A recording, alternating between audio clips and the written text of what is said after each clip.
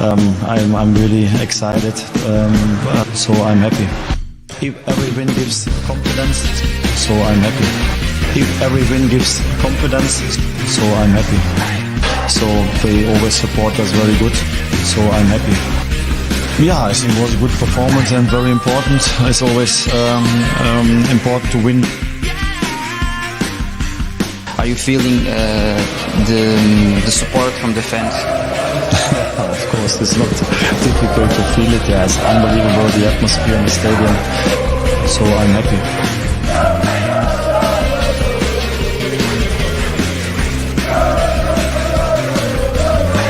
So I'm happy.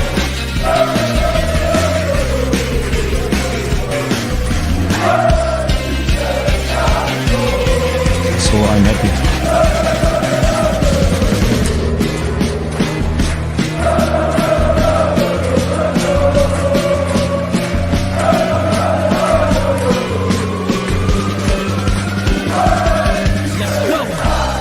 Always when we come here into the stadium and the fans are our 12 men, and of course we have to use this advantage here in our stadium, and also a lot of fans, like I heard, will follow us to the away matches. So I think it's a very important weapon this season for us. So I'm happy.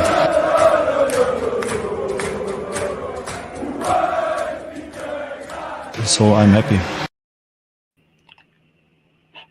All right, everybody. Another edition of Benfica after 90. 12 in a row. Jesus. I've done this, and I'm now like, you're doing the toes. You're like counting these bad boys. You know what I mean? I got start taking off this sock, and I got this much here plus that much there, and that one there. There we go. That's where we're at. Flexible as hell, Mario.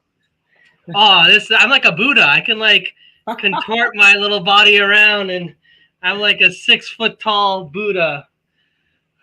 That's I'm happy, like Roger Smith says. Hey guys, how you doing? Oh, no, you got the Agua dos Pedras? I got off a little early, had a few cervezas to celebrate early on, then watching the match, and then a bottle of wine, and then we won, and then got a nice steak, some more cerveja, and now I'm on the time to Shishikama at some point. Yeah, that's a good call. How you doing, Rob? I love it, man. I'm good, man. I'm happy. I feel justified being a Benfica fan today. Really justified. I've gotten a lot, I've gotten family members. People in my family, people I'm close to, they watch soccer. They have all their own teams, and when I come around and it's Benfica, and then you hear Benfica's playing Juventus and they're playing PSG, they're always like, oh, it's going to be tough. And I remember just telling them, don't worry about us. All right, don't worry about us. I watch us. Y'all don't watch us. You just hear about Juventus and you hear about PSG, but you don't watch us. So I felt so justified. Right now I feel, to the moon. I love beating. What song you hearing in your head, buddy? What song you hearing in your head? Oh, hey, Mambo Italiano. Hey, Mambo. I felt like Dean Martin all day. I felt like the Rat Pack all day. I mean, just when the moon hits the sky like a big pizza pie. That's Benfica.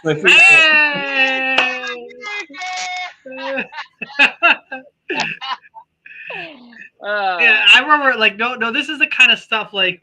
I understand Juve's in a little bit of a predicament at the moment, but you have to rewind a little bit. Group straight, the draw comes out, and right away, what's Juve say? The manager say something around the lines like, "Oh, PSG is going to be tough. They're tough. We just got to we'll plow through Benfica, and it'll be tough getting past PSG." And just they're already talking about the knockouts. Yeah, and I'm like, just like they were talking about going to the final of the Europa. Until we knocked our asses out of Europe again last time. And it's just one of these things. We got a pretty damn good track record against Juve, but they seem to forget it every single time. Yeah, they do. It was giving me Barcelona vibes all over the place. And like you already knew, like when the schedule came out, like let's call a spade a spade. Our Liga schedule to start needed to be all wins. Super easy. Granted, take that with a grain of salt. That other clubs, any club that's a professional club can beat another professional club, right? Doesn't matter the level or whatever. We also came off of having an extra 4 games because we, finished third last year, had to go through the qualifiers. And those are high pressure games, intense games. Those are really draining because they're emotional games for the guys. But I just want to say, everyone said that our first real test was Juve, and then all of a sudden now it's Juve are weak. Mario, tell me how many games Juve had lost before this. They lost one game to PSG, the favorites to win the Champions League. And all I heard about the headline, they've only got one win in their last 6 or 7 matches. But that PSG match, all I heard about was like, we can't believe Juve even lost that match. All the headlines, they dominated PSG. It's a shame that Juventus lost. They're clearly they're better than PSG. It was just unfortunate for Juventus. Now they're getting spanked by us. Oh, Juventus is shit, man. Juventus. They're garbage, man. And I'm not going to lie, like Mello, like you were talking about, the tough form. They have only won like pretty much 2 games this season. And then I think they drew their other 4 in the league. They haven't lost it in the league, but and they did get screwed on Sunday. You guys see that VAR call, the offsides where the VAR just completely cut off the guy. So really, when you think about it, it should be 3 wins, 3 ties. Anyway, what I look at, Mello, is the injuries. Right? Yeah, that's really where we got helped out, because if you look at our injuries, they're all in the defense, and I'm honestly happier now with their defense than I was, with Morata. Pre-injury. When they brought that Antonio kid out initially, I'm like, ooh, let's see. Time for the rookie some minutes. But I'm not gonna make any excuses for them. No. You know what I mean? It's not. No. And I don't think that you're doing that. I'm just saying, for me, I'm not giving them that. I don't care who's hurt. This happens every year. This happens year in and year out to every team. It's not my business who you bring to work, who you bring to work. You feel me? That's not my business. I know who we're bringing. Like I said, I watch us. And I always feel the disrespect. And I've said this shit on this show so many times. Every time this group stage comes out in the Champions League, I'm chomping at the bit to play these teams. I'm chomping at the bit. Give me Real Madrid. Give me Juventus. Give me fucking Manchester City. Give them to me. I want to see where we're at right now. You know what I mean? And some people will tell you, Juventus isn't the bar. Okay, fine. That's we know that. But to the pundits, to me, when I pull up Paramount Plus and I'm watching fucking, going into the game, who they're picking, shit like that. You know what I mean? Benfica's not on anybody's mind. Never, ever. And think about it. You look at the clubs this season, right? And when the groups came out, there are a lot of surprises happening, right? But you looked at that group, like Mario said, last year was Bayern Barca, done, end of story. Even when the draw came out, I like to think, because listen, after match week 1, people are always going to be drawing on what just happened, right? When Sharif beat Real Madrid, Real Madrid's trash. They won the Champions League the same year. Right? That didn't change at all. And if the groups came out, your opinion wouldn't have changed before, if that game. Yeah, Real Madrid's amazing. Then they lose that one team. All Real Madrid sucks this year. Then they won it. It's so which is it? And it's the way they won it, right? They won it, and they'll still figure out a way to trash it or things like that. But that's what they do, and that's okay. You know what? I don't want to sound like boo-hoo me. Boo-hoo us. We're the small. We are. No, I mean, I'm just saying. We enjoy this moment. I do. That's what I was gonna. That's where I was. Yeah. And when I see that, and we gotta take these moments when we see the little blue check marks disrespecting Benfica. You get there and you throw some sand in their eyes because they don't know nothing. Yeah. This is where you expose them for their lack of knowledge of the sport. You know what I mean? How dare you talk shit or talk down on the fucking feeder club of all of the world sport? You know what I mean? Of all of football. Take your top 20 best players in the league in football right now. 5 of them came from Benfica Academy, at least, or played at Benfica, or played at Benfica, right? It's crazy. There's that. I mean, 3, yeah. But and that's why we all have been upset about I guess how our performance, how much we've put into this into the Champions League, right? You remember a couple years ago, I hate to bring it up, right? Basel, right? Those moments, it's not what you lost. You're going to take some L's. It's how you lost. We got embarrassed. You know what I mean? You got embarrassed, right? I didn't see Porto that pulled out with Club Rouge. I don't see that. Listen, Porto Rouge, Sporting with Ajax, us with Basel, those are all embarrassments. It's embarrassing. Yeah. Barcelona 7-1 against Bayern Munich, or the heck it was. 8-2. Yeah, 8-2. 8-2, remember it was the 8-2 one.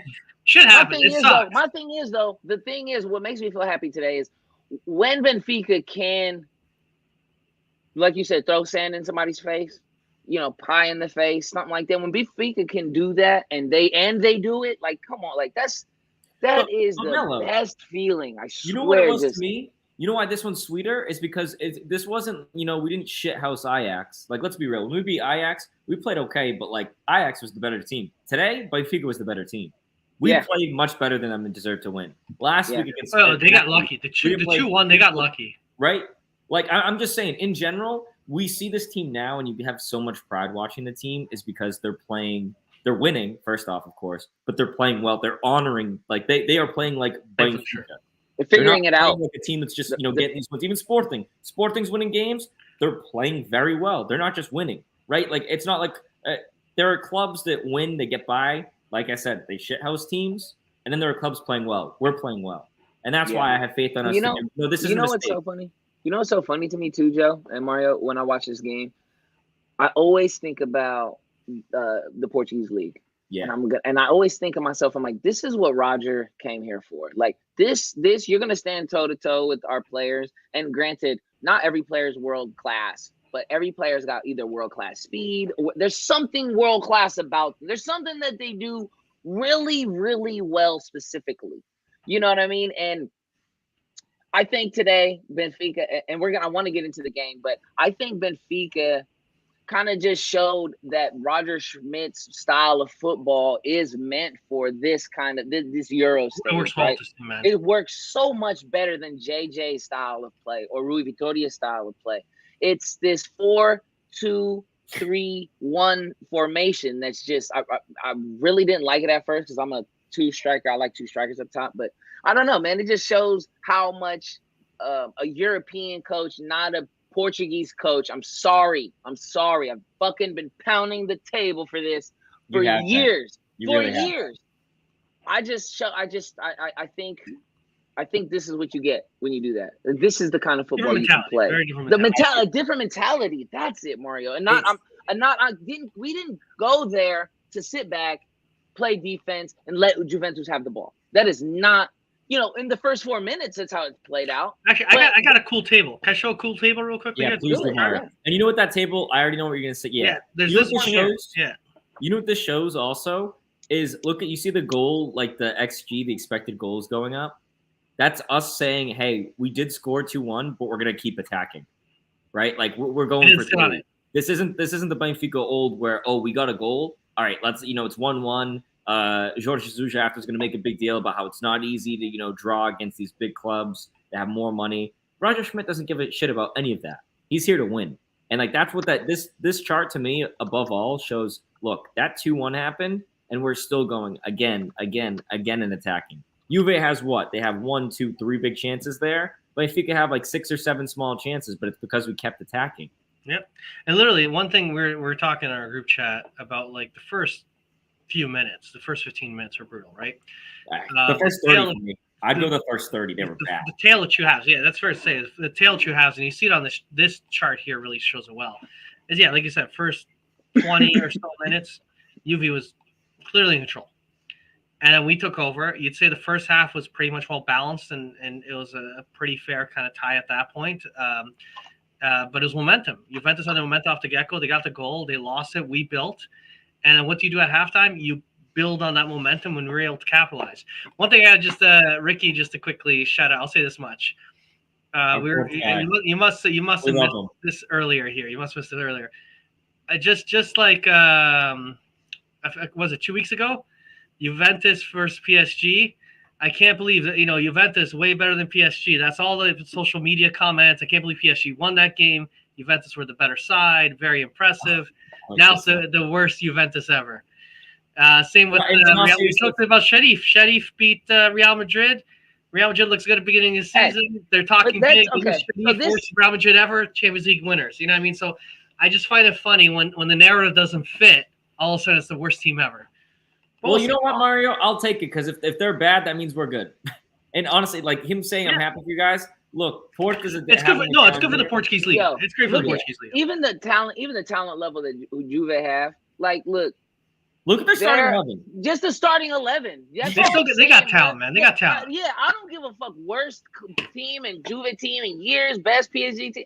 That doesn't matter to me. The only thing that matters to me is what happened at that final score when that final whistle blew. What the end score line is, bro. We're not gonna remember who you didn't have. I swear to God, in 3 years, 2 years, maybe even next year, maybe even in a week, I'm not gonna remember who they had. I'm just going to remember us beating that ass. That's all I'm going to remember. I'm going to say, oh, yeah, you remember Juventus? Oh, yeah, we beat that ass. That's what I'm going to say. I'm not going to say, oh, but they didn't have all these people. They didn't have Paul. They didn't have this person. They have it. It don't make me none. Okay? To be honest, I tell you, you look at the 11. With that team, with the talent on that team, my bad, Mario. With the talent on that team, the fact that they're playing the way they are, that's just indicative of the players each, like, I don't know, maybe they're not buying into the coach. That has everything to do with Juventus, the players' mentality. Nothing to do with Benfica. We didn't catch a break. They ran into a buzzsaw. We're 12 in a row. Mello, can I just do something real quick here?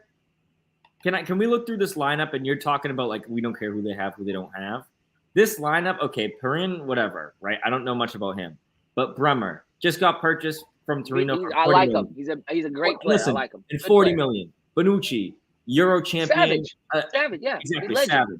Danilo, also another $40 million player, Brazilian national team player for years, right? Yep. Kostic, absolute animal. Everyone loved him when he was at Frankfurt. Guess what? They got him cheap, but that doesn't mean he's not a good player.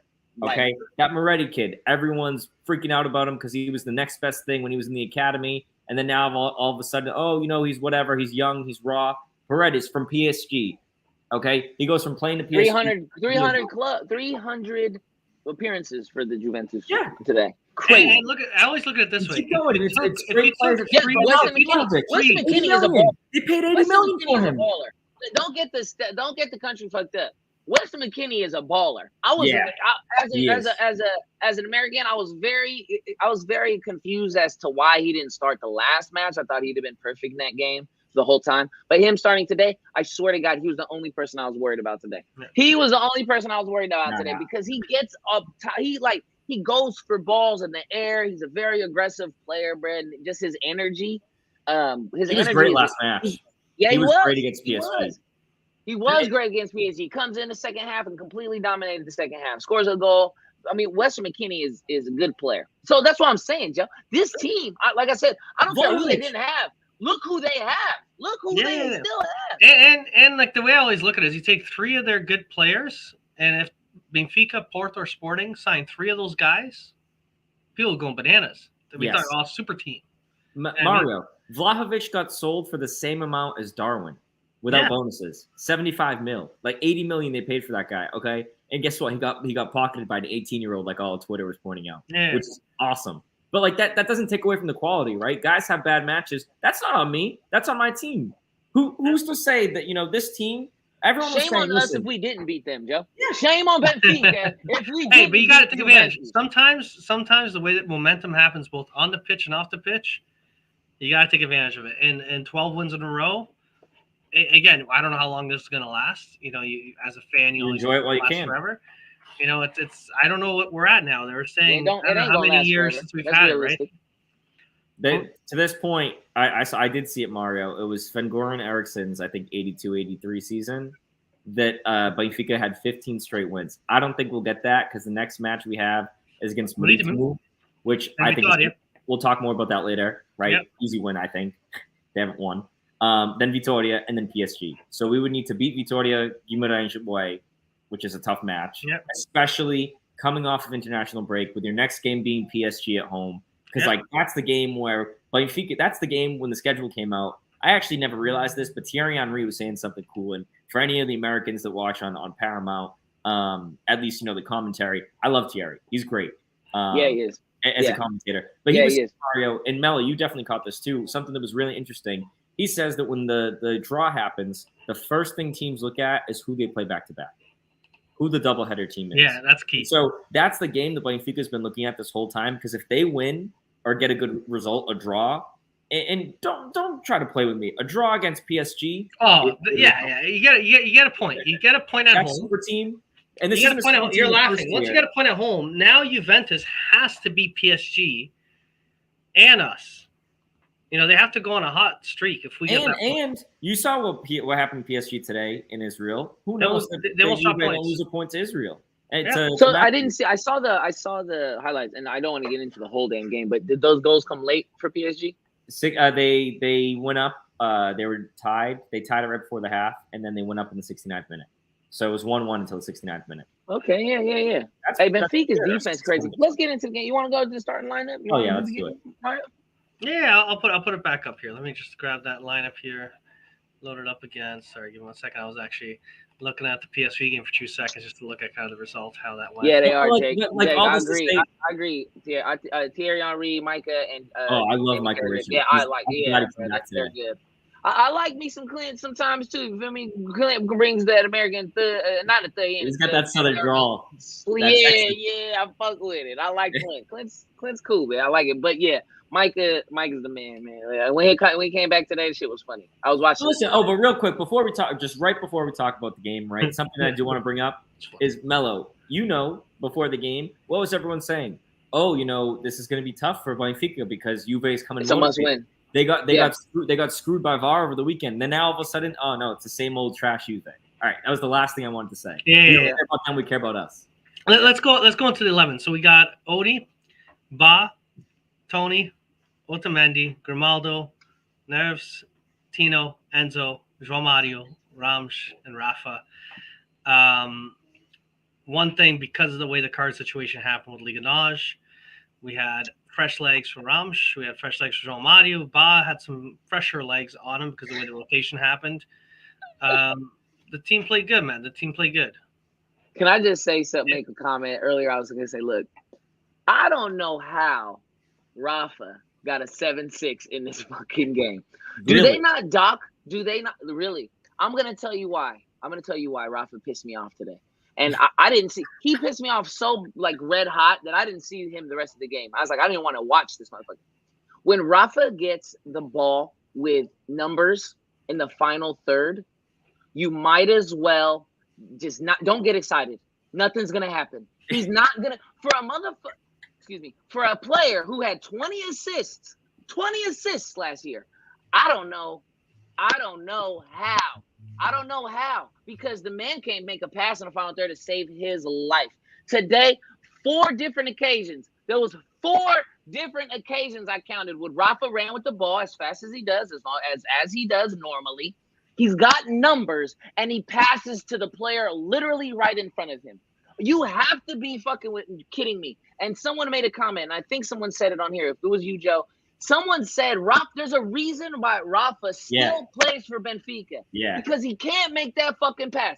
I don't care what anyone says. I don't care how fast he is. I don't care about that. There's a lot of fast people. There's someone fast born every second. Okay, Rafa is not the fastest man in the world. He's one of the fastest players with the ball, but you need to stop this shit. Every time he goes down the field with the ball, he's a momentum killer. That's what he does. He kills momentum. And then how he gets 7-6 is because he's so fast that he fucking falls ass backwards into some sort of assist off a bad touch, off a the defender will get the ball off of it, and then Rafa will somehow miraculously, because he's so fast at the ball, get the ball back and then make an accidental pass. It's always an accident for me and Rafa, always. And then they're gonna say, "Oh, but he had a good shot, but it didn't go in. The fucking ball didn't go in." He's a momentum killer, man. And he has to be. We have to have someone better than that. I'm sorry. I don't know how he got 7-6. I don't know. I think he's holding us back sometimes in that. Listen, it's just my opinion. It was very fucking frustrating to watch that shit. I will back him. But Mario, I want to hear what you have to say. Well, I was gonna say the amount of opportunities today first of all, I think most everyone was garbage in the first 15 minutes. We get that out of the way. And the only person I would say that was okay, that was halfway okay, but from there it kind of built. I would say going into the later part of the first half, especially in the second half, quite a bit of chances, quite a bit of breakaways. The way he was able to pivot with the ball away from a player and set up some of the passes were okay. I get. The thing that's frustrating with Rafa is you see the position he gets in, and you almost feel like if it was someone else, they'd be off to the races, get a goal. There's just so many positions he finds himself in that you think would be, but it's the fact that he kept putting himself in those positions, that he kept constantly showing up, that he was there. I don't think he had a horrible game, in my opinion. I thought he actually had a decent game. You know what, Mello? And Mario, my take on him is this. I'm not mad. Yo, when you watch the game in the middle of the game, that shit is very fucking frustrating. Don't make me get out my seat for no reason. That's what I'm saying. How many times you get me out my seat for no reason? Where I'm like, fuck. Like every time with this guy, bro, I'm not even gonna get out the seat no more. Maybe that'll happen. I'm just saying, like, I don't mean to. I'm not trying to shit on him, but that's fucking frustrating. We should have been up 3-4 goals. Like 2-1 is great, but we could have had so many more goals if he could just not play, I guess, is what I'm trying to say. Like, I don't know, man. I'm calling like we have to get better than that, bro. Like, I'm gonna defend Rafa here. Joe, real quick before you go defend him. Is he all of a sudden gonna learn how to make that pass? I'm just saying.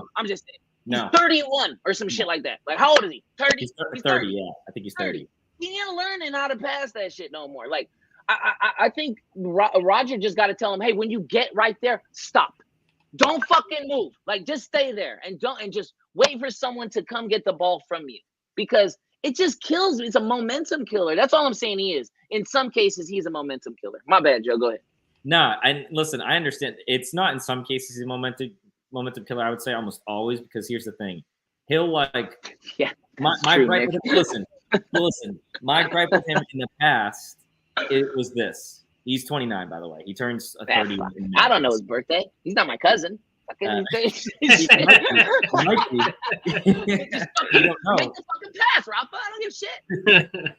Hey, but listen, my thing with him is I've always had a problem that he's every single match, unless we're playing against Mbappe or PSG, right, with Mbappe, or Bayern with Alphonso Davies, he's always the fastest guy on the pitch.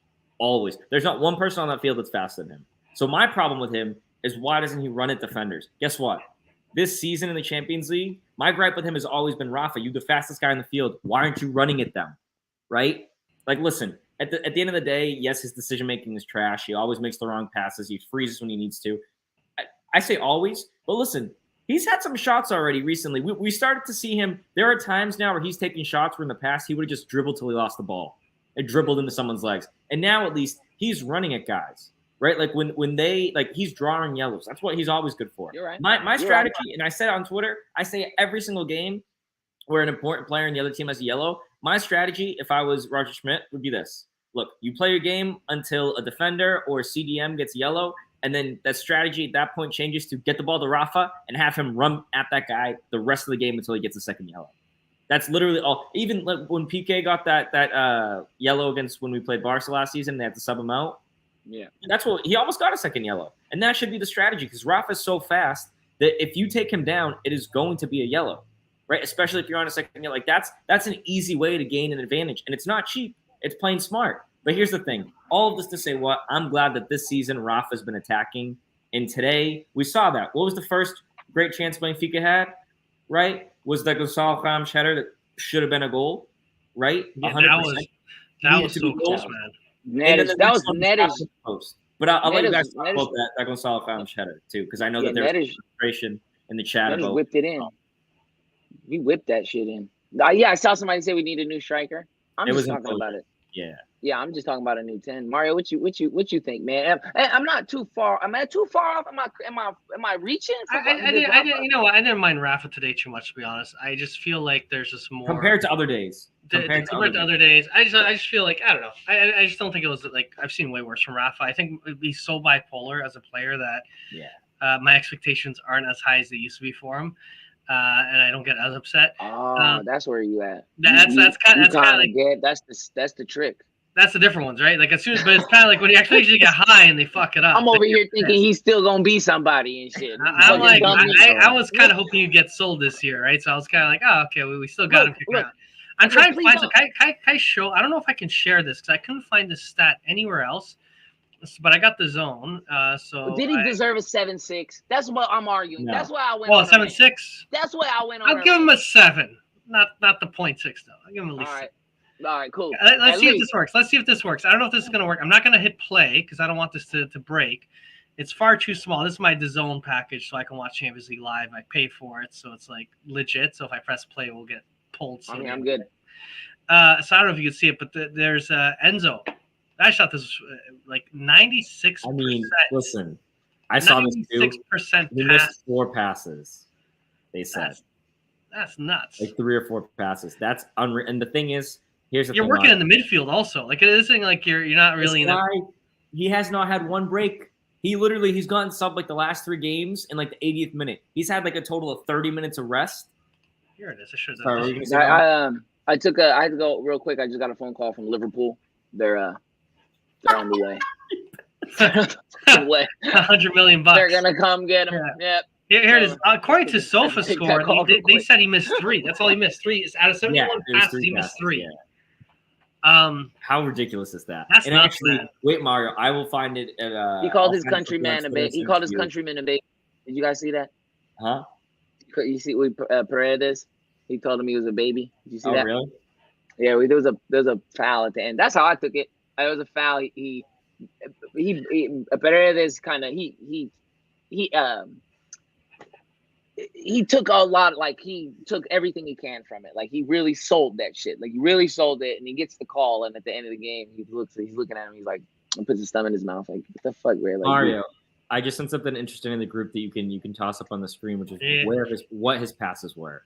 So that says how many passes he had, but this chart actually, there was this one Twitter account, and honestly, there's a lot of Twitter accounts. I know which one you're talking about. Yeah, you saw it too, Mel, right? That's the one where everyone's saying how bad Enzo is, how bad of a player he is. I love when Benfica Twitter does that shit. This was like an analyst's account actually, but yeah, that one too. Let me get. I'll find out. I got it here. But the thing for me, Mello, is that he's a guy. Look, let's be honest. He's like you said. He's gone for 80+ mil next year, guaranteed. The only way we keep. But here's the thing. I said this today on Twitter, and granted, I did say this when we had Ruben Dias and Jan, and we got Darwin and Waldschmidt and Cebolinha. Like when we spent that 100 million, I legitimately thought Benfica had a chance at making the semifinal of the Champions League and causing noise, similar to how Villarreal did last year. Were we favorites? No. We'd have to get some lucky with some draws, right? We can't be facing. Get the right draw, the right call, the right bounce, right? But the right hustle.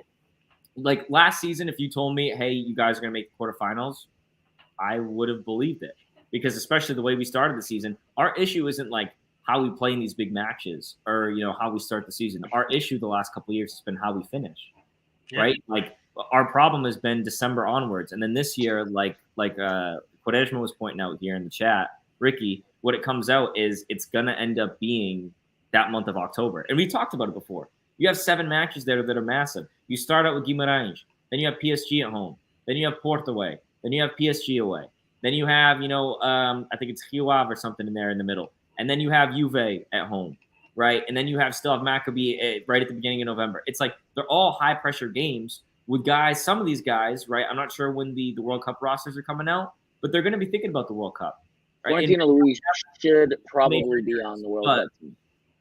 That being said, and look at just kind of talking about this chart though, Mario. It looks like a kindergartner fucking scribbling. Right? But so for you to understand, it's always like going to the front is these forward passes. But you look at this compared to, I'm not sure if you guys ever noticed any of those charts with like Weigl. I love Weigl. A lot of, he didn't have this many. A lot of back. Mostly back. Sideways and back. And even where he was when he was making these passes. Yeah. Right? Like he was a very solid player. His defensive mid stayed there. Did you see the one? You saw the one where he flicked the ball over Vlahovic? Yeah. And then he was saying he got elbowed. I mean, this kid just João Mario did one of those today too. I think you know what it is too. This over McKinney, swagger over McKinney. Yeah, he's got a swagger. The team's got a swagger. I think guys like Neres, guys like even Florentino Luis, got that young youth, that young kind of up and coming, millennial age, if you will, right there. Those young kids. I think there's just a different swagger about this team than I've noticed from years past. I thought years past, and I've said it before, I thought we were soft. We were always soft players, finesse players. The PCs of the world, the Andre Almeida, just a finesse team, just a very Portuguese team, just a very run of the mill. Just your regular old, Portuguese team, like old school shit. You know what I mean? And I thought it was definitely time for a change, and I'm glad we did it. I'm glad we brought in, and I've seen a lot of people say, how many Portuguese players are on the team. All right, I've seen that. I've seen that on Twitter. I've seen how do you guys feel? So sorry to cut you off. I just wanted to kind of show this one here because I let this thing play out. Because people are making comments about Tino, right? Look at the kilometer. Look at the distance. 12.5 kilometers. Listen, favorite player today. I know Luis has his Tino at home. I have been saying since December of 2018 that Tino is the key to this Benfica team. This Benfica team needed a true six. That kid, he had so many fouls today called on him that weren't even fouls. And I saw someone say this on Twitter and it made me laugh. It's because they just don't understand how he can get his legs in those positions, how he can reach the ball. It's he's whistling for a foul because he's like, look, I know you got the ball, but I don't believe in my own eyes that you got it, because that's ridiculous what you just did. It's unreal. This kid too. I understand, some people didn't like how he was in the COVID year with Lage even there. But for me, I've always loved Florida. He looks amazing. That was a finesse team. That was a finesse team. We're a little bit more bulldog. He lets Enzo and Tino bulldog the midfield a little bit. Like Caesar said, bro. Like Caesar Silva said, confidence is a powerful weapon, bro. And you get a guy like I'm saying, just how much a difference a year makes. All right, you change. You literally swap onions. I saw that one also. We clicked that at the same time. I said as I saw that, cracked me up, man. Sorry. But I completely agree with the Tino. I just thought he was just my favorite player today on the pitch. He bossed up that midfield, man, and it just I can't believe it. This team, like I said, is so fun to watch right now. And you know what? It's so fun to watch. I'm waiting for that bottom. I'm waiting for it to. Yeah, that's how we're conditioned. I'm welcoming that. Oh shit, we're a little shaky right now. We haven't been playing well. I'm waiting for that. Yeah, because it's gonna happen. It's a long season, a lot of football games, the World Cup included. I'm waiting for that. I'm hungry for that moment where Benfica is kind of maybe even may get a tie or draw or something. I'm not saying I want to lose or anything like that, but I want to see this team be challenged in that kind of way. I want to see them react. How they react, exactly. Because the last couple seasons, they gave up, right? It felt that way. And I can't speak for them because I can't speak for them because they're all grown men. They're all their own person. I can't speak for them, but how it felt as a fan, right? How it felt as a fan, it just felt like the team gave up manager after manager after manager. You know what I mean? And that's. I'm comparing how I felt today going into today's match to how I've been feeling, like I said, these last 4 or 5 years in the Champions League with those types of coaches, with those finesse coaches who don't breed confidence into your players, who don't give chances to an 18-year-old kid who the fucking knew, right? Who wouldn't give chances on a guy who's been loaned out twice already and not a very successful loan, talking about Florentino Luis. You got a guy like that who came in and identified spots that he needed and he also identified, okay, look, I don't got the money to fill this spot right here with a free agent or with a buy or a transfer. I have to fill it in with somebody here. And I'm so glad he took a chance on Tino. I'm fucking hella happy. He deserved it. And he deserved it. He never complained. He never complained like Tavares did, like all those other guys that we've let go in the recent. Krovinovic even. Yeah, exactly. Krovinovic. Granted, it was with JJ, but still. But can I just quickly cut out just because I turned off that one feed, but the Juventus at home. Juventus is a team that likes control possession. They want to maintain possession. They had one player on that list. We had Tino, we had Ba, then they had a player I already forgot the name, and then we had João Mario and Rafa for distance in terms of hustle. Actually, Moretti got subbed off. Yeah, but we had basically our guys are running way harder than their guys were, running more kilometers. It's that hustle. We heard that Roger Schmidt likes his teams running, likes the pressure, and we're seeing that, which wasn't the case before. And one thing which I will say at the beginning of the match, and I'm probably cutting you off here, Joe, on saying it, but beginning of the match, Enzo wasn't doing that, and but he started doing it eventually. He started doing it eventually, man. But my thing is, Mario, the Cesar's talking here about how we didn't buckle under the pressure. It was let's just kind of take a step back here. All right, so they score that goal in the 4th minute. Okay, first of all, I don't know what's happening there between Odi, between Gonçalo Ramos, between Otamendi. Whole team sleeping. Obviously, Yeah. they kept sleeping. Perfect header. As soon as he gets the ball, Usually- you're done. Yeah, usually when I bust early, I'll go to sleep too. You know what I mean? That's just me. No, but this was the other way around. They got theirs first. They busted early and went to sleep. No, That's but what they did. Juve kept going for a little. Oh, for a little. Oh, like Yeah, for a little bit. They got the going a little. They're like, I got this. Like, just give me a minute, all right? The old lady wasn't finished yet, and they thought they thought they could keep going, but no, Hey, they ran up. My whatever. thing is, then they had the chance. They had the chance right after, right? I think it was I don't know who it was that got like a touch on the ball. They had the header too that they missed just wide. Quadrado was there and scored, and it was offside. Like they literally that guy. That guy's like 70 years old. yeah. And he looks like he's like Right. 16 and 17 and 70 at Holy the same time.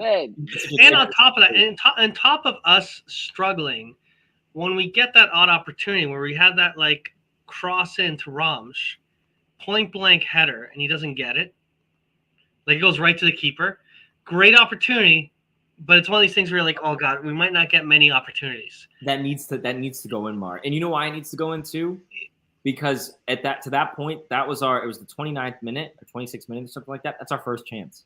And then Rafa hits the post. And you know what those two chances? Oh, the post one was like, it was heartbreaking. Those two chances for me say, if a different Benfica team looks at those two chances alone and says, it's not our day.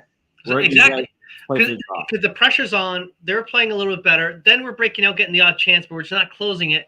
And you're kind of sitting, you're having that gut feeling, it's not going to go our way. And then they woke up. But that's the thing, Mario. To me, it honestly speaks volumes because Schmidt pretty much told them at halftime. I'm not sure if you saw his press conference, but like they didn't have a winning attitude. And he goes, "We didn't change tactics. We didn't change personnel after halftime. We didn't change anything. And you saw the difference. Even before halftime, you saw a little difference." And let me just say something real quick. My buddy Casio, shout out to him, Sportingista. Loves Sporting success so far. Lisbon's on the map this year. Lisboa. Right? Yeah. I tell you, I was howling at Dave Portnoy in his shock that he had with Sporting. That was a good one, man. My grandfather calls me and he tells me yesterday about the Sporting game. He goes, "Hey," I go, "What?" He goes, "Sporting plays good." And I was like, "What?" He goes, "They were good." And I'm like, "What are you talking You've been about?" sipping on that I was at work. Yeah, I was like, "Grandpa, I can't. I'm tired of having this shit. I gotta talk to you later." Hang up on him. Go like a half hour later, I look at the thing. I'm like, "That's what the fuck he's talking about." He's like, "Oh shit, had no idea that they beat Tottenham." I called him back and I go, "Hey, Pop, Sporting played good, huh?" He's like, "I told you." Hey, I gotta give credit too. Sporting started rough at the beginning of the season. They were stumbling. If they had to the playoffs, I think they'd be out of the Champions League. They started really rough at the start of the season. Mario, they're still in seventh place. They're still in seventh place. They're seventh place in the league for a reason. They started shit, and people were actually saying we got to fire Ruben Amorim. Then all of a sudden against Frankfurt. They went to Frankfurt 3-0. Boomba. Then they had a great game this weekend. Then they did this. All of a sudden, you know what? Porto got their win against Sporting. You know, we talk about, catch teams at the wrong time. They caught Sporting in a very bad predicament. I kind of look at it when we go against Sporting. If Sporting keeps up this momentum, this is going to be one heck of a match. Yeah. Good. It's Let gonna be him. one heck Yeah. of a match. No fucking excuses. And what it comes down to, Mario, is you still have Braga, who hasn't lost 5 wins. Yeah, Braga's doing good, and I hope Braga's they do well, man. I hope they do well. And I'll say for Porto, the carrying Porto, I'll say this much: the good. I don't want to. But I saw a thing. Porto historically did very well in Portugal. The last few years, Porto's been hurting. And I think they got some problems. I know they won the league, but they need to kind of clean up some stuff to kind of rebuild a bit, in my opinion. Yeah. It's, Sporting now, when you look at it, I mean, they did actually pick up Artur from Estoril, the guy that had that sick goal to make it 2-0. But, like, they don't have a lot of depth. Benfica has depth more or less. Like, even today, we'll talk about it a little bit. I didn't like Actually, that. someone made a comment about the depth and using Shakingu. But we actually got a lot of choices, man. Mario, do me a favor while we're talking here for a second. Well, Yeah. I have my mini rant. Yeah. Mello always gets his. I'm gonna get mine real quick.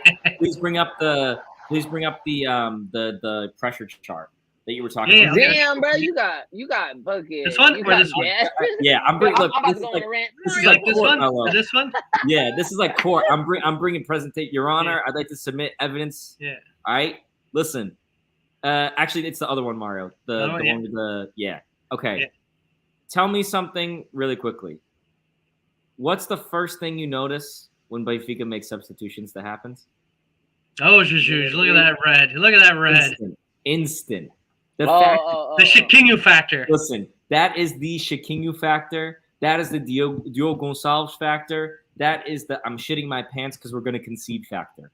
Okay, just real quick. We're watching. Joe was there also. We're watching Adrian's live feed on this. We're watching the match. Adrian's doing his live chat. Chiquinho comes on. Everyone in that chat was joking, but it's like we got a red card. It's like we like. I said it. I'd rather play with one less than play with Chiquinho on the pitch. Yeah. Oh, listen, you know what I saw? I was going to make a joke after the game. I saw a picture of Enzo on his shoulders. The best thing he could do is make sure that Enzo, gets to rest. If you want to give him a piggyback, literally carry him in front. Literally, yeah. Just be his golf cart. Be his human golf cart. All right, that's your role in this team. Okay, because that guy on the pitch does absolutely nothing. I get nervous when I see him. You know what though? Warming up. You know what though? And I'm gonna say this: and Benfica defensively have been so fucking good as a defensive unit. We've only given up 2 goals this year, if I'm not mistaken. Two or three. 3 now, I think. 3 now, maybe. Yeah, today that was the third goal the other one all against season. Vizela. There was one, yeah. Yeah, and not a lot of the goals. I mean, some of them come in gameplay, but we've given up the 2 of them. I think have been set pieces, right? And then one. The Vizela one was the short side against Odie, the 1-on-1 that he should have had. Oh yeah. That's right. I'm just saying, the Frederick substitution that it usually comes in 3s, right? So it comes Gonçalves, Chiquinho, and Frederick. Frederick makes sense. You have to play. Frederick was a neat one. You cannot play. Same with Draxler. Draxler was a good one. Press the whole time. There has to be. Those are defensive. I don't know. I would say I want to call them defensive moves because we don't concede late goals. So when they come in, they're not like contributing to goals being scored by the other team. You get what I'm saying?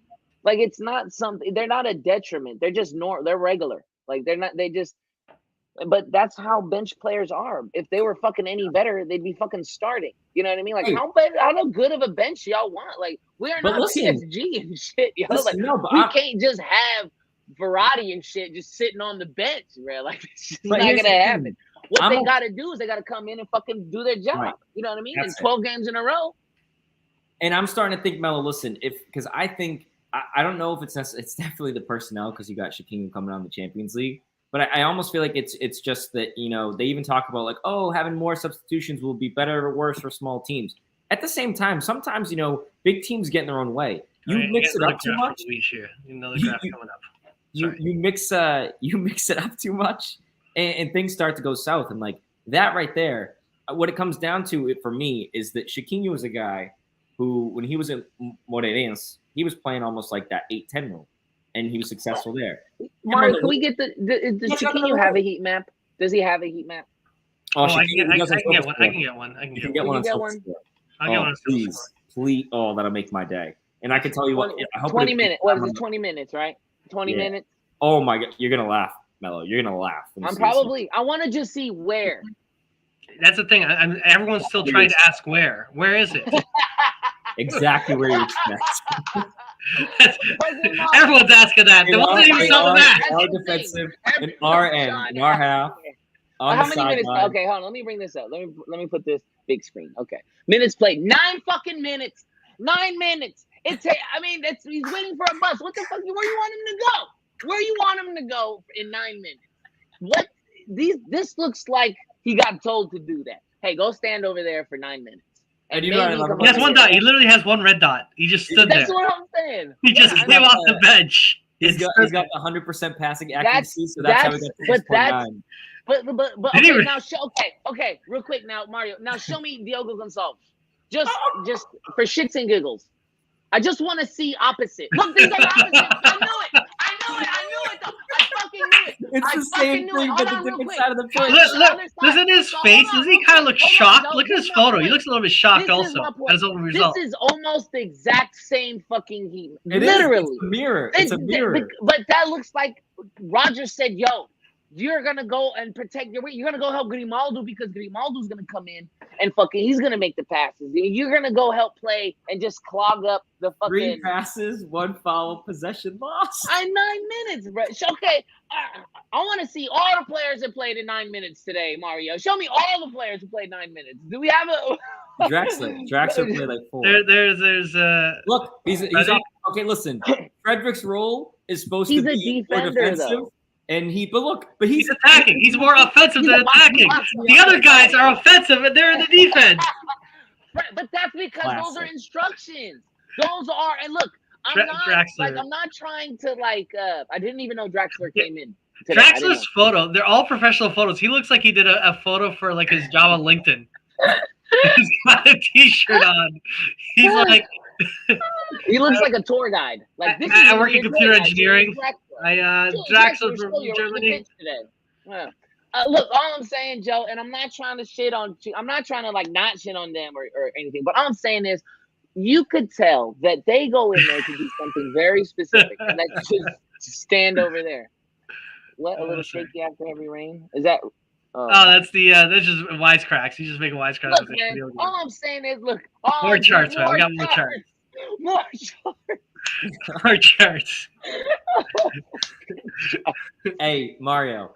But God damn, I love you guys. You guys want to move to kind of to get things going, and I really have a rant that I want to pop off on, and these stats are making me boil. Want to do shitties of the match? Yeah, that works. Let's get this going here. Let's pop that video up there. And real quick, Mario. You know what? I'll talk about it in the shitties. I was gonna do it before Melo, but I'm like, nah, I want to. Let's go. Let's get this going. You're right.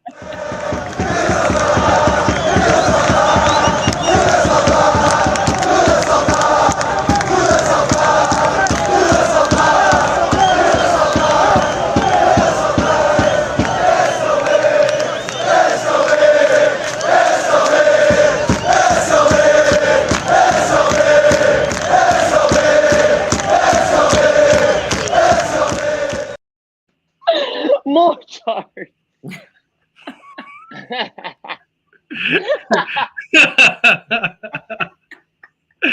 That was quick, man. I quickly looked that up as we were talking, man. Classic. Hey, Caesar, bro. I feel you, man. Hey, I'm not trying to shit on them, Joe. Which I don't disagree with you too much about Diogo Gonçalves and everything, but it's a part of the plan, bro. You could tell just by that. It's the bad part of the plan. You're right, Mello. It's the bad part of the plan. It's the only thing we could do.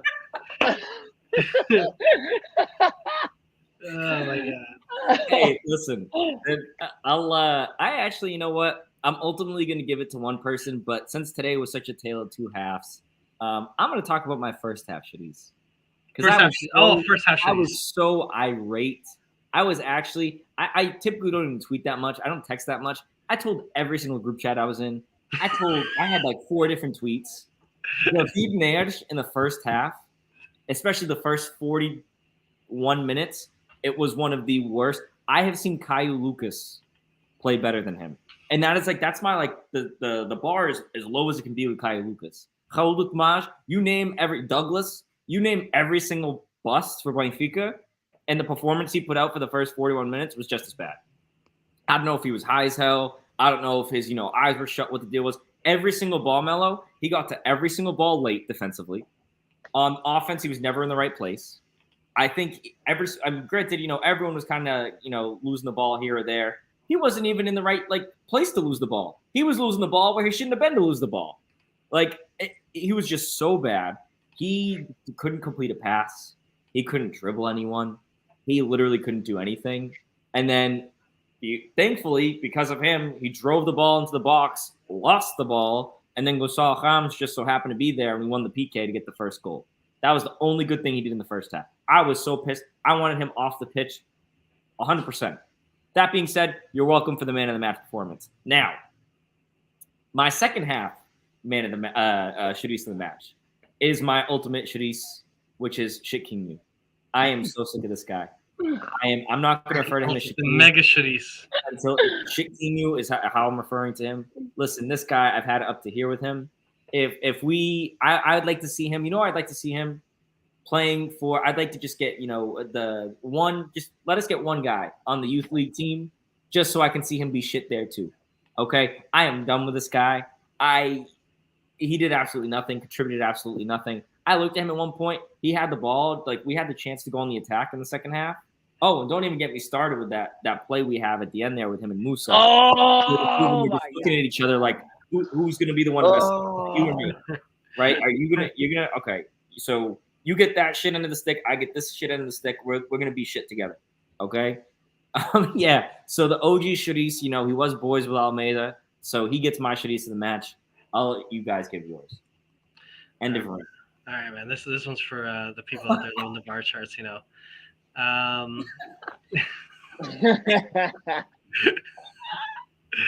Anyways, yeah, you know what? I'm gonna echo you. That first half, I was just getting annoyed, but man, did he light it up in the second half? Hey, lit up the blunt. He lit it up for the Shittingu. I don't know, man. Just please stop it. Just stop it with him. Like, give Paul Bernardo. I know it's not. You know how bad it is, Mario. You know how bad it is for me to give my Shitties to someone that played 9 minutes. No, because it's so frustrating because every single time, like, the pitch just dropped. It was such a hard drop. You almost conceded twice. Right? God.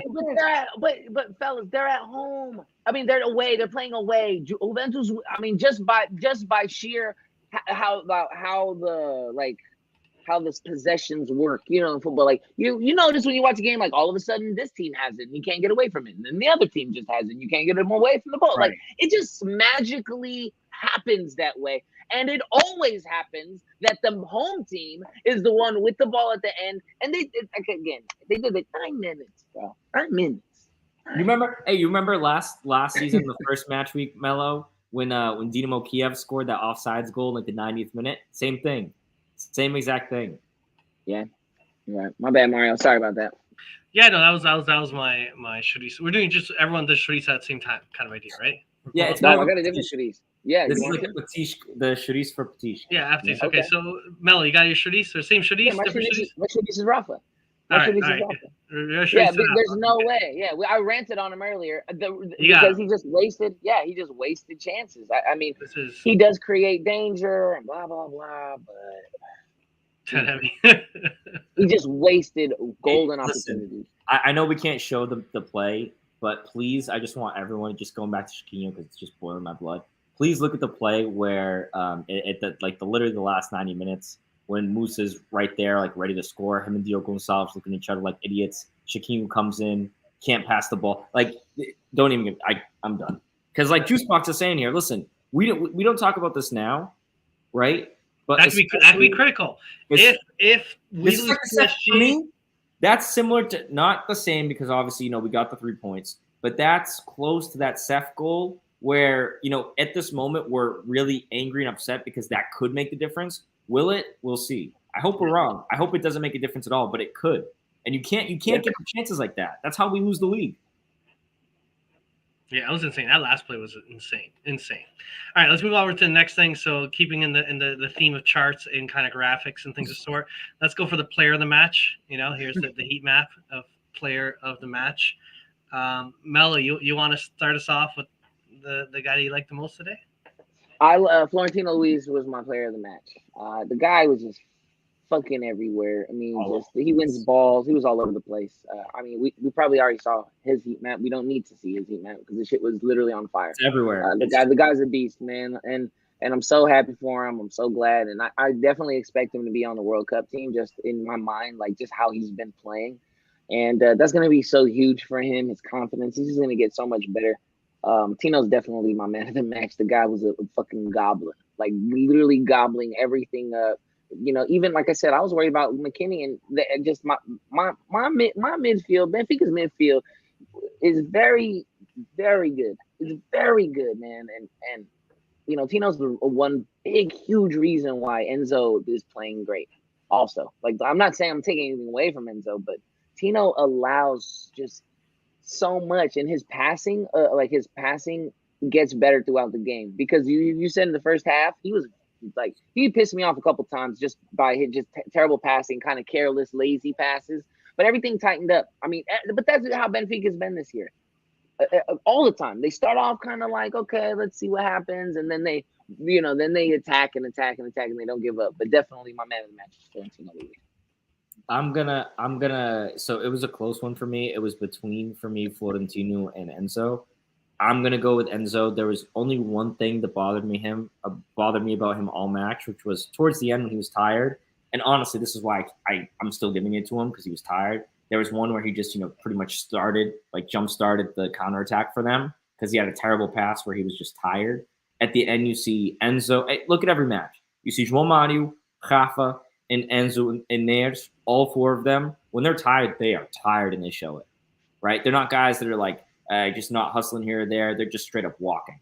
And the passes are bad. You can tell their game has a significant drop. Defensively, not so much typically, right? In this game, I think it did.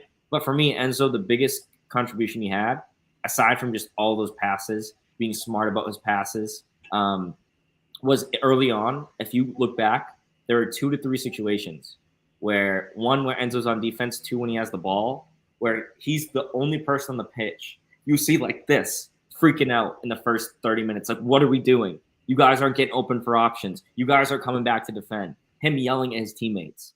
And for me, that is really important because if you notice, the tone switched before halftime. For everyone, it switched after halftime. But around that, I think after the 15th minute. For me, it was more like around the 30th minute. We started to get ourselves, but then we started outplaying them in the 30th, right? We were kind of going back and forth there in that middle 15. But for me, around the 30th minute, we start to switch, and that starts with him. So he's my player of the match, 100%. I wish he wasn't, so that clubs don't come and get him. Maybe he'll be a Grimaldo where he gets, a minor knock and teams are afraid to let come and pick him up. But we'll see. And what if we're building something special here? You know what I mean? Maybe this is different.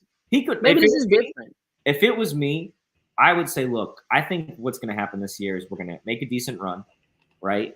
I do think we have the capability to win the championship. When you celebrate when you're in the Marquês at Benfica, you're going to be like, you know what, man? Shit, let's run it back. And I think I think they're going to have that attitude. And I think it's going to be a matter of them talking to each other and being like, hey, look, Enzo's got a ton of years in his contract. Benfica may tell him, look, listen, buddy, we'll let you go next year, but unless someone hits 100 mil, we're not letting you go. And maybe no club comes and gets him for 100 mil. There's a possibility we keep him 100%. People keep on joking, saying he's gone after a year. People thought Darwin was gone after the 1st December. People thought Gonçalo Ramos was gone this summer. People thought Henrique Ruiz was gone this summer. Benfica, Rui Costa just told us about it last weekend. Benfica is not in a position where we need to sell. We're building a sporting project. Some of these players won't be here forever, right? But you have Antonio Silva for the next couple of years, guaranteed. You have Florentino Luis for at least 2 more years, in my opinion, like this year, next year. You can keep a guy like Enzo for next 3 years. Gonçalo Ramos, if the right offer comes, he's a man's guy, might leave. But you have a guy like Paul Bernat. You have a guy like Henrique Ruiz. You have a guy like all these lone guys, Thiago Veiga, Tomás Araújo, that are going to stay. You can build a team with the guys we have. Benfica right now is capable of building talent, but the first step, Melo, to keep that talent is to win. That's key. Ricky's right also on this. The amount of leadership on the pitch now, I think there's just the mentality across the board has changed. And I'm kind of split between the two of you for my pick between Tino and Enzo. I'm going to give it to Enzo just for the sake of... He's going to give it to Chiquinho. Oh, Chiquinho. Give it to Rafa just to get my look right. No. I just think the distribution was so lacking on this team before, and the fact it's such a game changer. It makes such a game changer for us. It's amazing. I love it, man. You guys, I can't say anything else that you guys already said. Last graphic, made here for exclusive BA90, obviously, because Luis keeps asking for it. So the play of the match, that's where we're going with. I'll start because my play of the match is kind of rare. I'll do mine. My play of the match was Odie's adjustment save. Oh, that scared the hell out of me. It was nice, bro. It was one of that moments, and there's a lot of good plays, but the adjustment mid-air save was definitely a good fucking save. It was very heads up from him to think, and that ball, it wasn't the best taken ball. The ball kind of just moved, like it just had no spin on it. It kind of just moved through the air. But it took that deflection, and he was mid-air. Like, he's mid-air, and he's like, oh, shit. And he puts his hand out, deflects the ball, keeps this in. You never know. Him, if it didn't take a deflection, it could have went to the fucking goal. Like, it could have been a goal. Like, I have no idea. But to me, I thought that was the play of the match. I thought it was a very athletic play by Odysseus. And I don't give much love to Odysseus, but I thought he played well today. There's a couple moments where, like, if he was sleeping. Yeah. We would have been nuts. That goal he gave up, that wasn't his fault. That was Gonzalo Ramos got bodied. Oh, no. Ramos should have never been on Milik. Yeah, he should have never been guarding Milik. That was just a personnel. It was just a personnel mistake where someone wasn't, Otamendi or I'm honest with you, even Antonio Silva, because he's young. Somebody should have recognized that. That's not a good matchup. I think, but he just got. Here's the thing. Yeah, but he got beat because he's smaller than Milik. Because he got big. He got big. No, he got big. Gonzalo Ramos at the end of that goal got big. I thought he got big. I thought he got it. If you look, I'm pretty sure what ends up happening there is that the Milik was just faster than him. Because in terms of height, Gonzalo is actually, they're the same height. No, I'm just mean bigger. Like, Milik is just, he's a grown man. You know what I mean? That's a grown man strength. I think Gonzalo's a guy, like, he could win those headers, but it doesn't matter because he was too slow. It was clearly the wrong matchup because he lost it, right? I agree. I agree with you, Jake. He has improved this one also. I agree with that. I also just want to speak to this. Go ahead. We do need a new goalie because, like, his game. If you look, first of all, Ricky's talking as a Ports fan with Dio Costa, who has great game with his feet, great hand saves. He leaves at the right time. He's a complete goalie. He's the future of the Seleção, the national team, right? Like, they don't need a new goalie. They're going to need one when, they go through the three that they already have. But, like, Benfica needs a new goalie, man. I don't know if it's going to – I think we have – or at the very least, a better B option. Well, no, I don't even think it's that, though, because, like, I am in the school of thought that Helton Late and Odie aren't that different. I really don't think they're that different. I think they're neck and neck. I don't think either is. No, I think he's way better. Quality. I think they're close. I think if Harvey Milk, if Mr. Milk if it was neck and neck, because of Helton's kind of size, he's a bigger guy. I think that he fits Rogers mold a little more, but there's a reason why he ain't cracked that because he's not that guy. I'm telling you, even the beginning of the year, we're looking at Leno from Arsenal, if I'm not mistaken. And then there was another keeper. I just watched the Arsenal. I forget who it was, but I don't want to. Look, and I'm not the biggest Odie fan, and I agree with you, Jake. It seemed exaggerated. I get it, but but it was a deflection in the air. Yeah, the deflection in the air for him to be outstretched already, and then for him to make it. You know what I mean? I did. Kevin Trapp. That's it. Thank you, Nick. Kevin Trapp. That was another guy that we were looking at. If Helton Late was the guy. That's rather funny. No, but you know who that is? That's Samuel Portugal. He's the reason we lost against Portimonense last season. Ooh, yeah. Crazy game. And now he's just sitting on their bench. Whatever. I'm not going to get into that. Yeah, no, there's it feels like he's not the caliber we're used to, and I think he did some good saves today. I think you're good shout, Mello. I think it is a good shout. He got some good saves. There's a moment in the second half when Juve had not created any opportunities for a long while. It's been a while before they created any opportunities. And there's a sneaky play right in front of the net, and he could have fumbled it. He didn't, thank God. And it's just he had to be quick on his feet, and he was. So it's a good shout. Was he the best keeper on the pitch today? Nah, Perrin's block from Neres. I think Perrin suffered way more dangerous shots. He saved way more dangerous. That's a guy we wanted a couple years ago. You guys remember that? I would have taken him. Yeah. I'd still take him. Like if we could have one or the other, I'd swap. I'd swap now. I'm with that, Mario. I'm with that. What was it?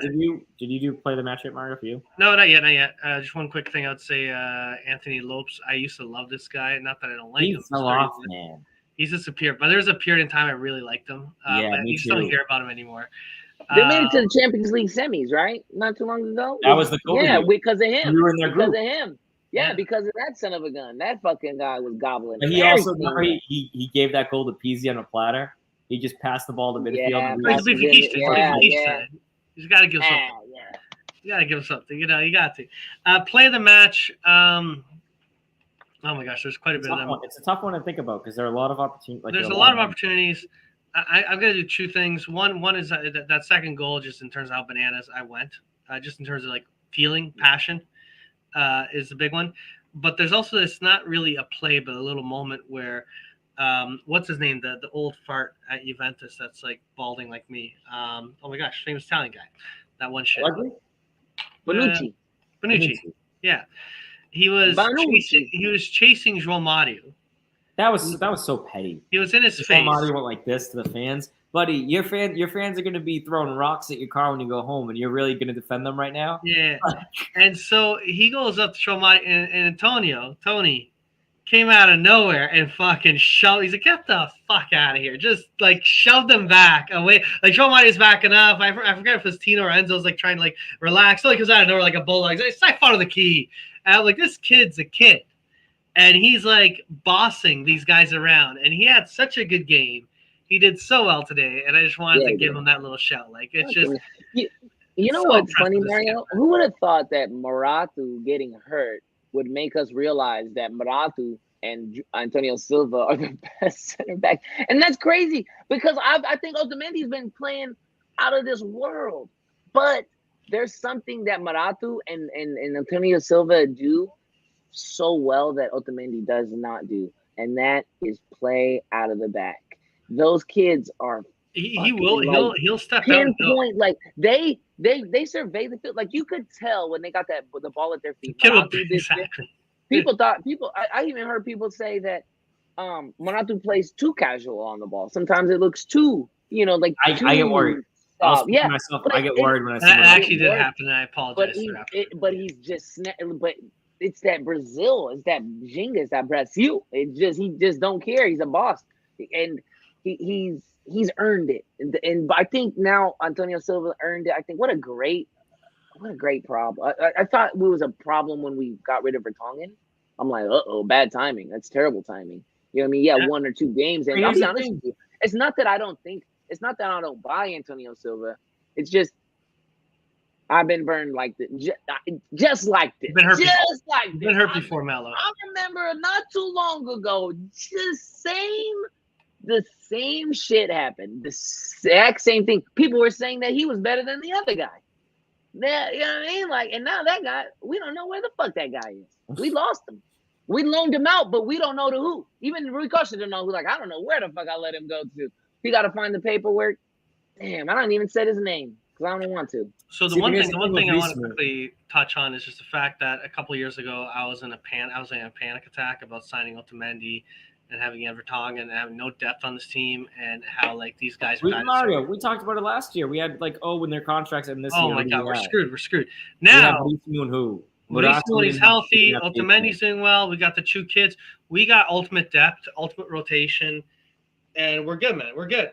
Otamendi can hopefully have a great season with us. And if I don't know if it's last year, this year, or next year, we can. What you think about that though, Mario? What you think about that comment right there? This is true. It's true. It's he got hurt. Well, I shouldn't say that it's true, right? Because no. But it's been a year and a half.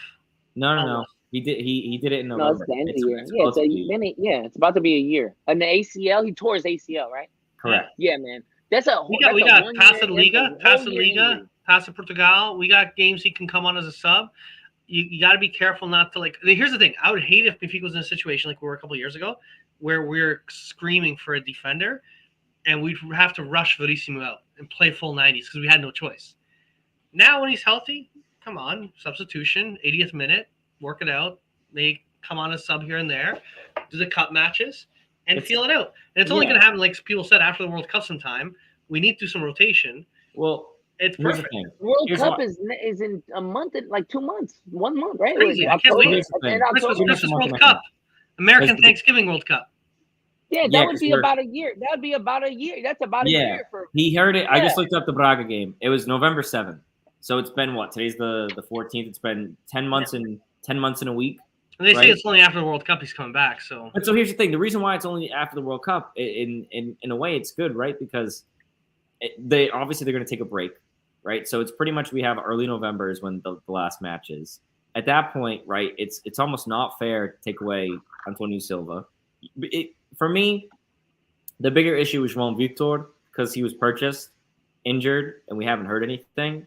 And that really concerns me more so than Verissimo. Like, He just had supposedly a little ankle injury, and he was hobbling. Yeah, and he still isn't ready. Verissimo, like Melo said, that's a knee injury. That's a confidence injury, right? It's not just an ankle where you're kind of waiting to get back. Your knee is like you literally could be career ending. Yeah, it could be for a lot of guys. But look, he's a warrior. He'll come back. But at the end of the day, I'd rather him take his time. We're not in a rush. But I think what will happen when he comes back is it's going to be him filling in games here and there for ultimately until the kids are kids. I agree with this. The kids start making mistakes. We got professionals spring up, right? I think 10 years ago, an ACL injury is the end of your career. 10, 15 years ago, no doubt. You tear that ACL, it's probably most likely you're never going to come back. Like 30 years ago, Mel. Oh, I did my knee. You're done. You're done. Yeah. I think Verissimo will be back. His game was always being. I don't think he was the fastest person in the world. He's just a big body who had timing, who had perfect timing, in my opinion, who gobbled up a lot of wingers because he played that outside kind of center back in JJ's 3. I cannot believe we did that. I cannot believe we played with 3 center back. What a fucking joke. That's why he's fucking. Never mind. That's a whole rant. I almost got into a whole nother fucking rant because of that fucking thing. Joe, did you do your play of the match? I did not yet. Okay, punch yours out. Well, I've talked about it so much. It's that goal at the end of the match, man, that we missed. It's pretty much it's Musa, who does a great job there. But that guy needs a goal. That guy needs a goal. Listen, and I've been defending Musa up until this point. Obviously, I'm not defending Shit Kingu or Diogo Gonçalves. Neither of them. I haven't been defending them for a while. But when it comes to that specific play, look, you pretty much have 4 guys there. Juve is defeated. It's literally like the 94th minute, if I'm not mistaken. It's like the last play. You can end it now.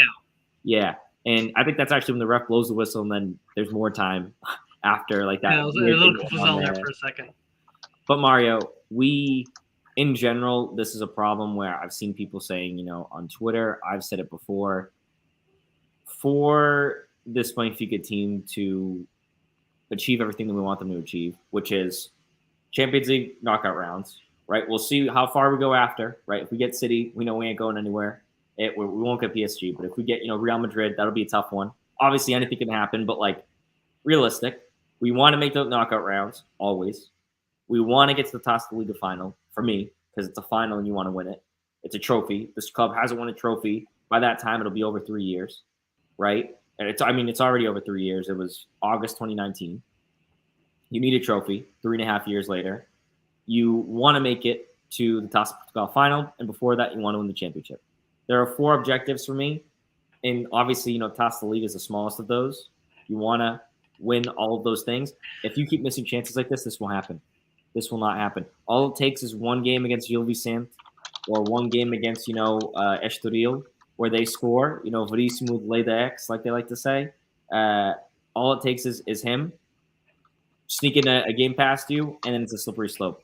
And this October month, like Ricky keeps saying, it really will be tough because, look, Port has been our kryptonite. We've had a lot of trouble with them. And if we play against Port, we'll have a few chances. We need to finish them. It's a mental game. It's a mental game. And it's also right after the PSG gauntlet, right? So we could come from that a little. And Juve right after, too. That's the thing. It's like that stretch of games. Would you be able to pull that up, Mario, on SofaScore? Yeah, I'll bring it up right now. Here, I'll bring it up on the I got the Google, so I'll do the Googles. Yeah, Google. So the first matchup against Porto is away. Yes. Yeah. On the 21st. That's what he was saying before. Both matches against Sporting, and the first time we played them, both is away, isn't it? The Sporting is after the World Cup, I think, right? Yeah, Sporting. I think Sporting's at home. Why haven't we? Sporting's at home. We're at home against Sporting? Okay. Yeah, Sporting is in Alvalade. I was gonna say, how the fuck do we play both of them away to start? That don't make no sense. They don't allow that in the league, which is weird, but whatever, man. Good. I don't like that, actually. I don't like that the Liga comes out and says Benfica, Porto, and Sporting, to make things fair, you can't have one of them play away against each other in the same half of the season. But they don't make that rule for any other team. I hate the special rule treatment for the big 3. I understand why they do it. I get it. To me, what's fair is fair. Create a set of rules for the entire league and follow it. But whatever, it is what it is. It's because they don't want to front. Yeah, I mean, they don't really matter though. That's the whole thing. Yeah, they just people will cry. Like, okay, put it this way: if Port had to play away against Benfica and Sporting, or Benfica had to do it, or Sporting had to do it, that fan base would cry about it if they're doing poor that season. If they're doing well, I was about to cry. I was about to cry about it right now, and we're not doing poor. Yeah, I understand. I understand that. I mean, come on, look. Whatever they said, the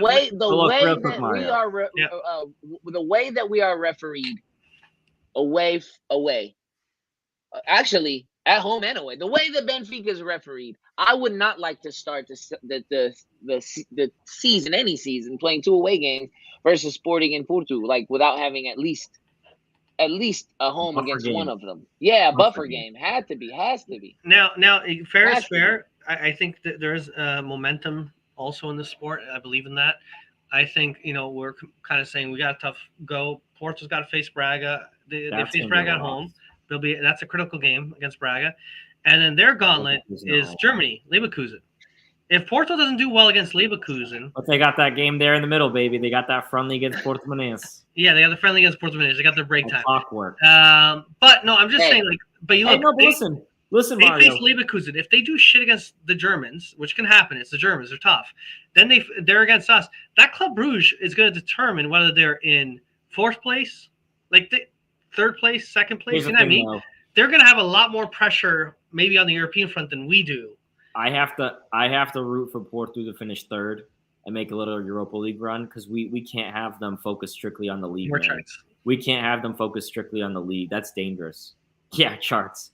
Listen, as much as I'd like to see them finish the group stage with 0 points, I want to see Benfica win the league, and that becomes a lot easier if Porto is distracted with Europe. But they got to play. They got to play. They are not getting out. They are going to Europa. No, Europa's at risk. Club Brugge, losing to Club Brugge. Club Brugge has 6 points. Oh, yeah, that's the thing. I know. I know. That's actually really tough. Like Porto's in a tough situation right now. Like, you look at their group. Where is it here? I'll grab it here for us. Fascist. Hey, Richie, I gotta ask a question. You can't really like Mehdi Taremi, his style of play, right? You can't really like.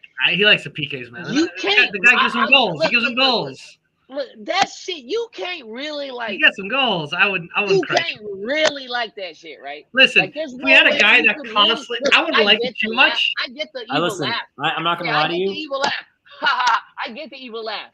I get that. I'm not gonna lie to you, bro. That shit, like, even for me to have a guy like that, I would just feel very dirty.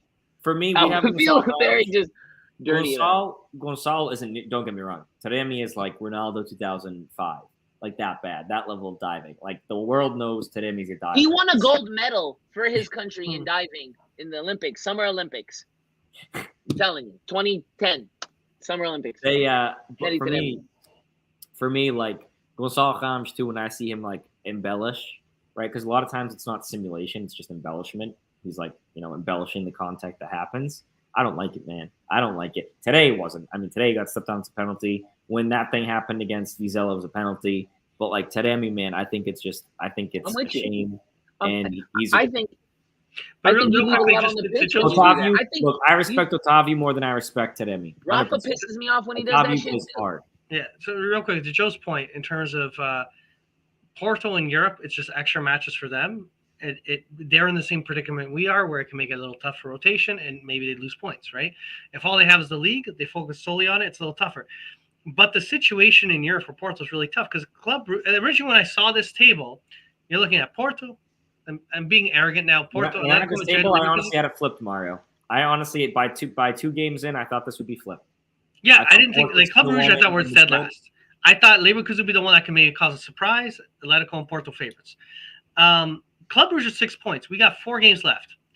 That means Porto needs to get 7 points, and Club Brugge needs to lose the rest of their games. Meaning they gotta get a result against the Germans. And keep in mind, Club Brugge now is playing Atleti twice. They're almost guaranteed a draw in one of those matches. They might get a draw. It's the way Atletico Madrid's playing. And that's if they get a draw. Now, Porto has to get the better Atletico Madrid. Now, they went to Spain last time, didn't they? So they got to do it in Port. Yeah, so they have to do it in Port at least. That was the same thing last year. The game was in Port but and they lost. They got to also do it against Atletico, they got to do something against Leverkusen. Against the Germans, they got to get a result.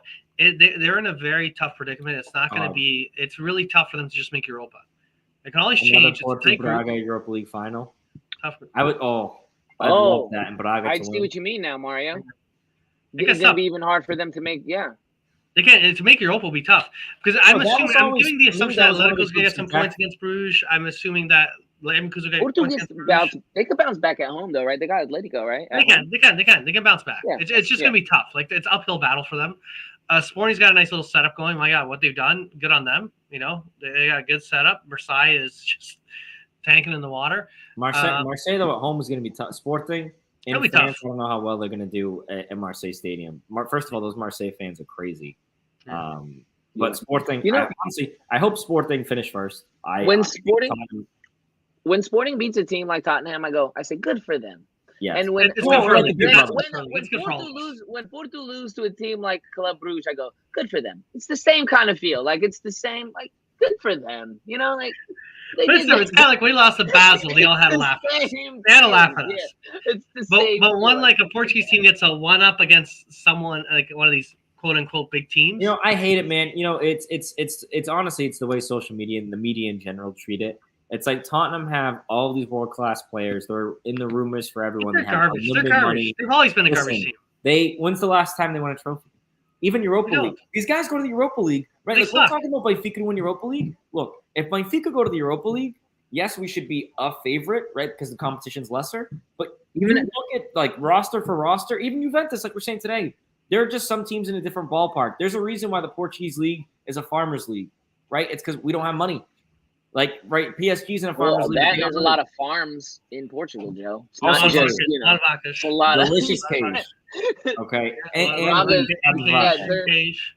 Yeah, Braga's is like in the middle of the mountain. Hey, but listen, Braga's is one of the coolest stadiums there is. Oh, yeah, in Europe. I love it. Yeah, in Europe. Yeah, it's awesome. I love that. Listen, fans, I don't, true. Technically, it was the Audi Cup. But listen, what Juicebox is saying, right? I just want to kind of bring it back real quick, and I guess, you know, we can also wrap this up in a little bit. But one of the things I have to say about the groups and expectations, when that group came out for Port, everyone thought, like you said, Mario, Port, Atleti, maybe Leverkusen's going to make some noise. Okay, Bruges is going to finish last. Really, though, now we're seeing it's an equal group. Okay, but this is only because of the results. Don't get it twisted. From the outset, that's what people thought. Sporting's group. It was fun. I was at my old office in Lisbon that week, that day when the draw came out, so we all watched it together and were talking about it and everything.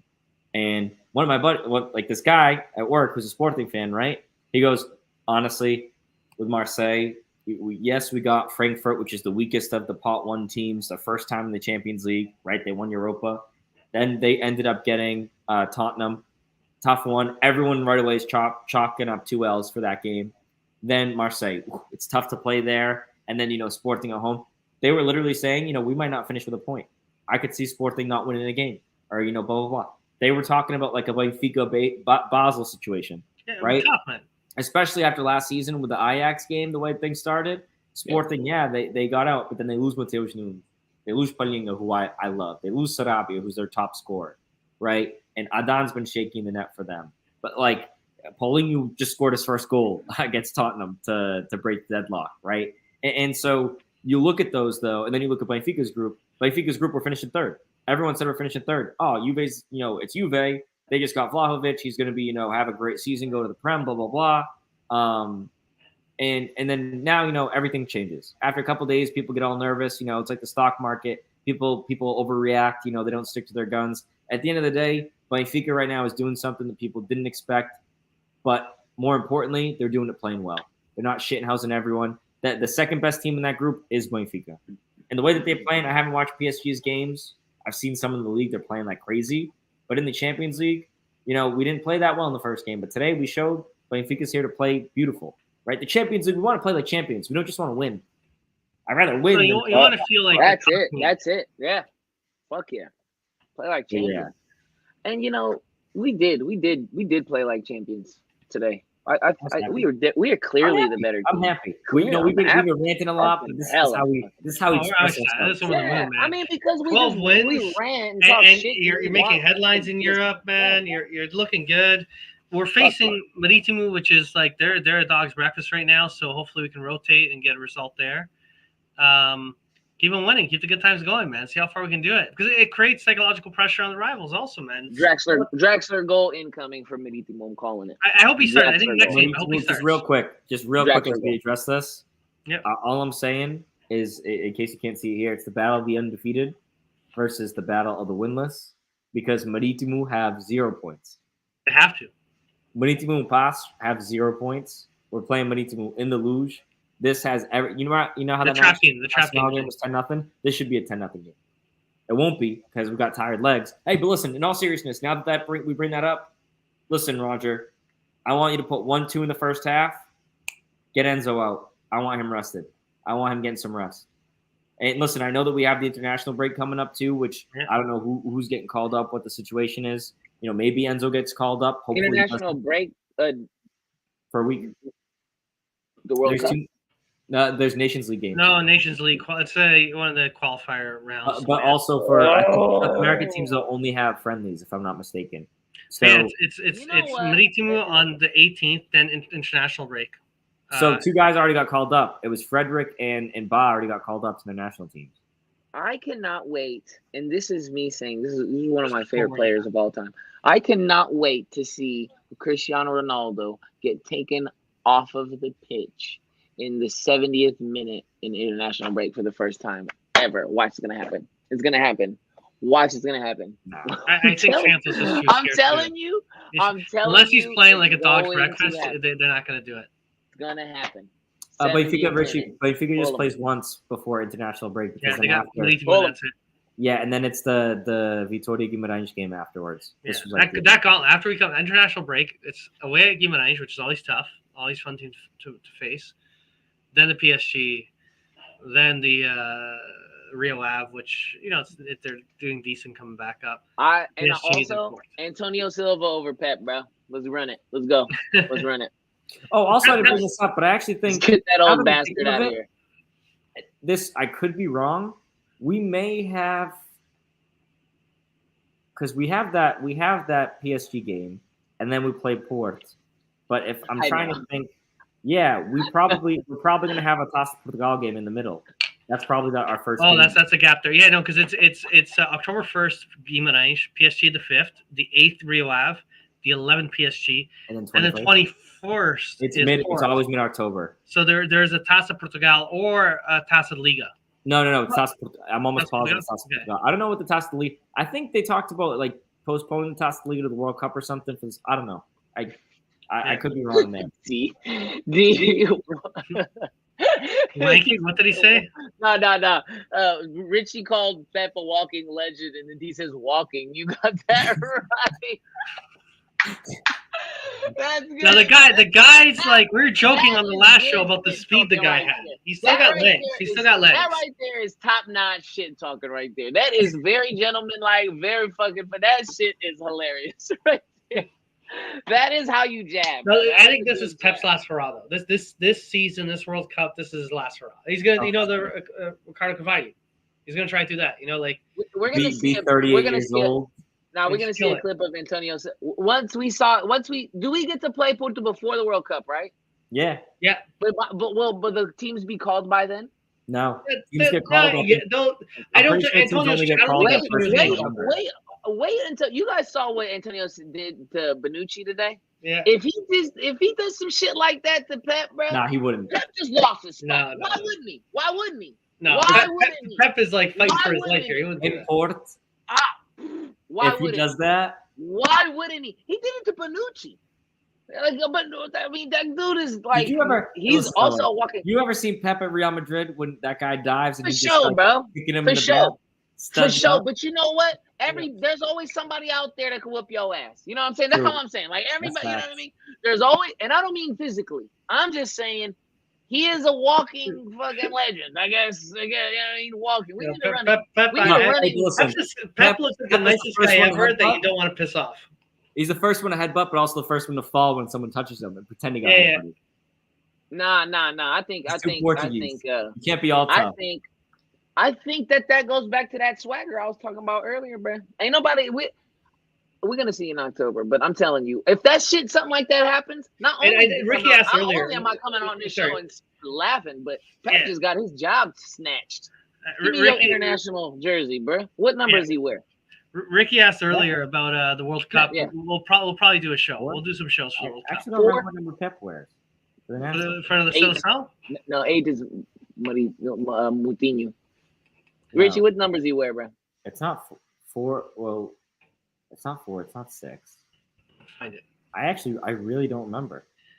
Pep jersey number 3. 3. 3. Yeah. Nah, I don't like that number anyway. It's not a good number. 4 It's is bad luck. remembering. Yeah. 13 is the That makes sense. 6. Ruben Dias 6. He used to be for Benfica, but I thought the national team was 4. Pep should have been arrested for multiple tackles. That's Look at this man's hair, man. Look at this man's hair. Just damn. It looks like Alex. You ever We look like chia pets. But I still have my shit. You got the curls. I still got my shit though, Pep. Yeah, he lost his. Yeah. He lost quick though. That photo's like relatively recent. It just like vanished so quick as hair. Hey Mello, you know what that just reminded me of real quick for whatever reason when you just said that? Or maybe it was the way you were sitting there smiling. Last year you had a full ass bag on your head because of how bad this team was playing. Yeah, against what a difference. Yeah. That was classic. That was a classic. That was funny. That shit was funny. That was a phenomenal episode. That's gotta be. You gotta have fun, man. You gotta have fun no matter what. Yeah, you gotta have fun. I sold 3 of them. Yeah. Somebody in South Africa bought one. Sweden and Norway. The nice countries. Did you sell it with like the Benfica Bicampeões championship shirts from the COVID year? The COVID year. Yeah, I did. Yeah, like the shirts that get sent to other countries. Yeah, I did. With a nice little, my signature on all of them, and they all got a trading card. They all got a PZ trading card. I had a bunch of extra PZ trading cards. I just threw one in. Were they signed? With the garbage bag. Yeah, by me. I'll be honest with that. I just put pizza on all yeah, of them. by me? Yeah. Just put pizza on all of them. Oh, God. All right. What do you guys say? Hey, when's our what do you think is Sunday at 1? I won't be around for. I will. I'm in Vegas. It's Sunday, right? I'll be in Vegas on Sunday. Will you be back Monday? Las Vegas. Will you be back Monday, Mel? I will not be back Monday. I will be back Tuesday. Are you, Joe? Are you free on Sunday or no? Sunday, I'll be in. I'm actually gonna go down to South Carolina, so I won't be around. South Carolina. Yeah. I'll ask. We'll see if Luigi. Way to one up me. Way to one up me, Joe. I'm going to South Carolina. Hey, but listen, I'm gonna be watching the Benfica game on my phone, and the Pats are on. But what I was gonna say, Mario, is I can do Monday night though, because I get back Monday. It's just a quick trip. Yeah, we can. Okay, so if we don't get anything that goes on Sunday, we'll do Monday night. Yeah. I know I will not do Monday night. I am gone on a conference for Monday, Tuesday, Wednesday. Well, maybe we can figure it out with Luis because he's back. We can do it a little bit earlier. Luis May is free for. Yeah, we got to figure out when he's back. I think he's back. I don't know. Hey, good night, Juice Box. I like this one. This made me laugh. He's back. Where'd it go? Take it easy. All right, so. Hey Mario, we gotta figure out an outro with the take it easy. Oh, we're just playing with the Pep stuff, Dave. We know the dude's fucking. He's good when he puts that. He's good, man. He's good. He's good when he puts that Portugal jersey on. When he doesn't have that shit on, I can't stand him. I can't stand him. I wouldn't spit on him if he was on fire. I'm gonna tell you that right now. Watch him burn. He's gonna rip one back at you. Yeah. He's still trying to fight me though. People ask a lot of charts. I'm gonna end it with this last chart. This is the last one that people can have. That's a fact of life for charts. Hey, that is true. It's true, man. It's a real life visual chart. So it's beautiful. I should rename the show to charts and flow chart. Yeah, we should have renamed this the chart show. We should be like a pie chart of Benfica wins, losses, and draws. You should have named it. Now that's fucking Italian. That's what you should have named it. Now that's Italian. Now you can't leave. The Peter Griffin, the boppity boopity. Get out of here! Shit! I fucking love beating Italian teams. It's like my favorite. That's like my favorite. Gabagoo! Hey! I'm gonna eat some gabagoo! Hey! You guys. Peace.